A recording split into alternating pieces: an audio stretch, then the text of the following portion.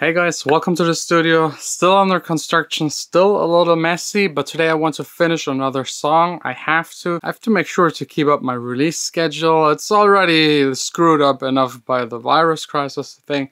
So today, just sitting here, finishing a song, a little bit of arrangement, a little bit of mixing, and like there's one plugin I already recommended a couple of times, and there are actually multiple that help you a little to know if your mix is actually good and heading into the right direction. And today I would love to play you some examples and tell you what's maybe wrong about those mixes, what could be fixed, and how you can actually know. Because when you make music, you're so into your own song and you've listened to it millions of times, you can't really listen to it with distance. Maybe your room isn't acoustically treated.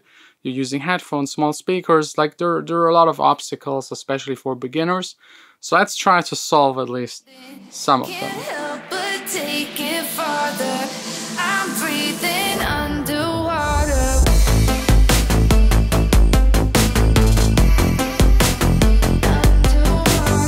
So as you know, I also have a label and a lot of people sending me in songs for consideration and also for feedback. I've picked a couple, and today we're using span on top of these songs so you can see what they actually sound like. And you can see like the frequency response, but also tonal balance control. That's by Isotope. I don't know if it only comes in a bundle, if you can buy it separately. I don't know if it's for free, I don't think so, but I wish they would make it for free because it's such a helpful tool for any kind of producer.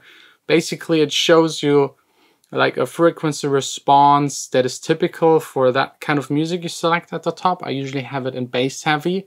And if your frequency response is within that range, you're usually fine. Usually your song is balanced. It can still sound like shit, don't get me wrong, if you pick the wrong vocal that doesn't fit musically, but it's mixed properly, it still sounds bad. So this is just like for the frequency over response.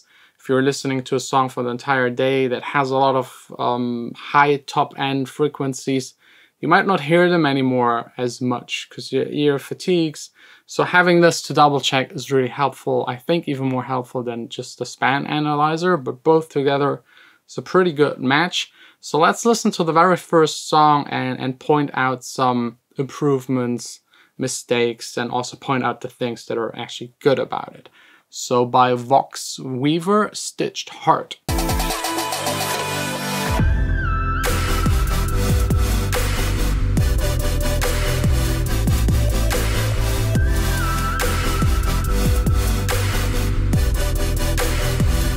This one is a good example. As you can see, it is within that range in tonal balance. There is a weird gap between 600 and 1000.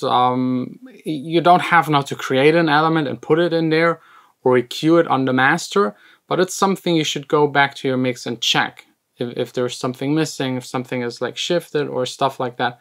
But within that range, you're usually fine. Within that outer boundary range, it's a matter of taste and preference. If you're outside of that, definitely double check, because usually, not always, but usually there's something wrong with your mix. It could be more stereo. It goes into future bass direction. That music is usually extremely, extremely, extremely wide.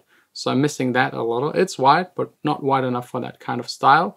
And the main synthesizer could be more convincing, but let's try another one. Herman Rowe, Trip to Titan. I love the title.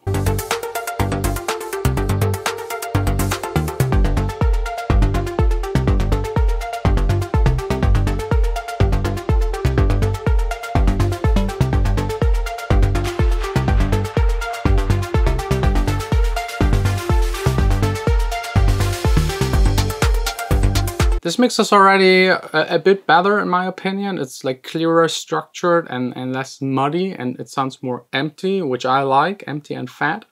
And that's, for example, stuff you won't see in the analyzer or in the tonal balance thing. It's something you have to listen for. Like muddiness, it doesn't really show you. It might show you that it's then overemphasized, that kind of frequency part.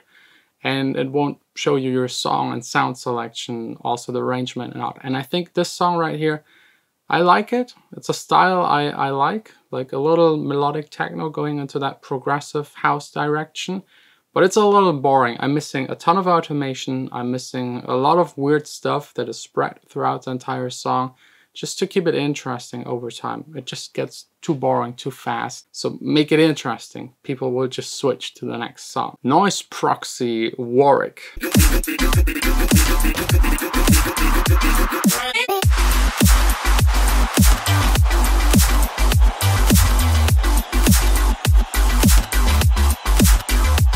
Right here we see in the analyzer and in the tonal balance control some weird dips, still within the boundaries, so it's still in the range of a matter of taste. But I would go back and check these frequencies and see if there is an element missing.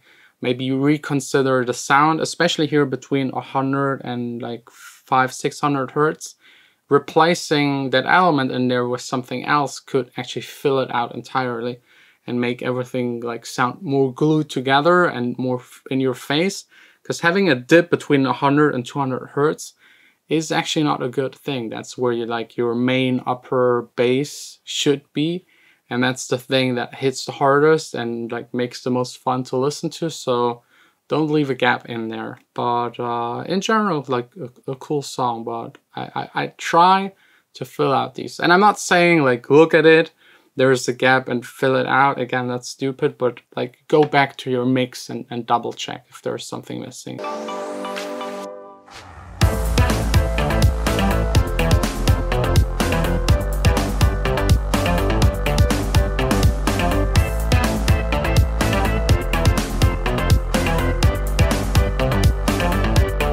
Pop 002 Master 4. I know these naming patterns, we all do. It is fully spot on frequency wise in there, but it's still not a good song. Sound selection, the entire song is very, very mono, and the arrangement isn't that interesting. So there's a lot more to a song than just frequency response mixing. Next up, by Whaley, The Past.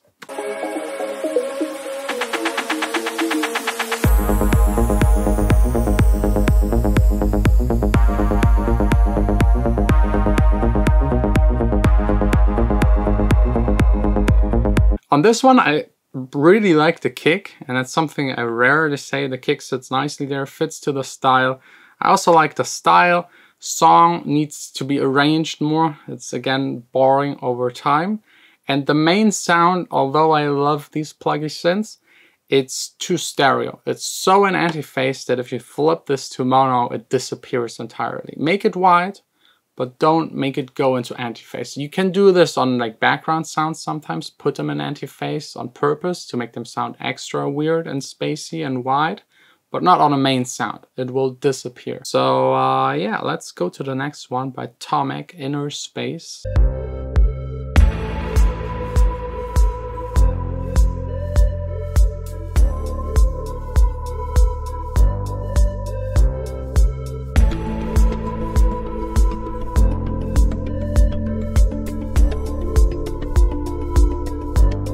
Yeah, this one right here has really a skewed frequency response.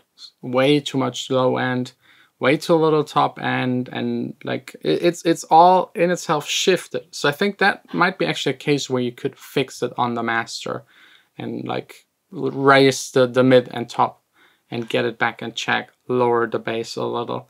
Because it has like a moody, vibey song, a good underground kind of 6 in the morning song for a Berlin dance club. So I would just try and fix that.